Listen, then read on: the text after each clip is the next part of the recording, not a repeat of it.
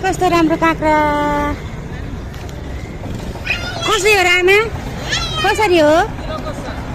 किलोको 100 मसँग त पैसा छैन त आमा एउटा दिनुहुन्छ र पैसा छैन दिनुहुन्न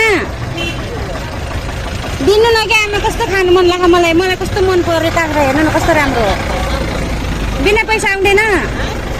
आउँदैन यो मोबाइल राख्नु नि यो मोबाइल राख्नु नि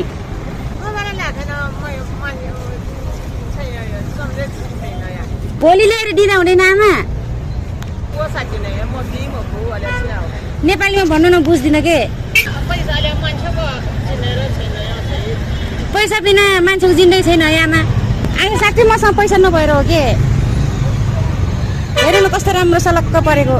एउटा मात्रै दिनु न पैसा दिएस मात्रै दिनुहुन्छ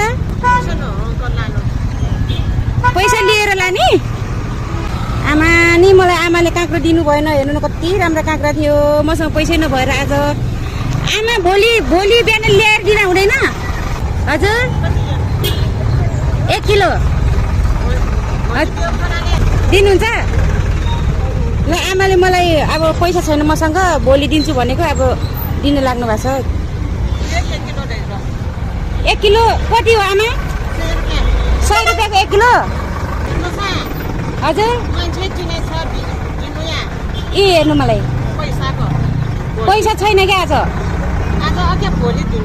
भोलि दिने ए मलाई दिन लाग्नु भयो आमाले काँक्रा 1 किलो भयो आमा भयो भोलि ल्याएर दिँदा नि हुन्छ है भोलि बिहानको समयमा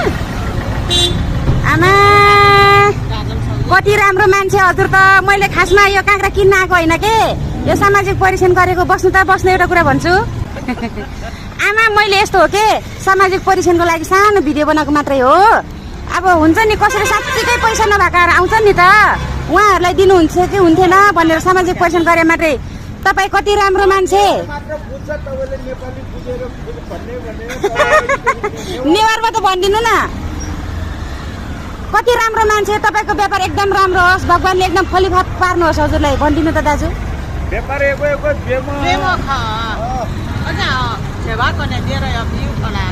सामान पाया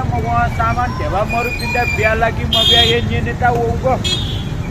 नेता वो वाला बिउ खोलाले म बिउ मको साथीमा म वो एक किमा पकु अथे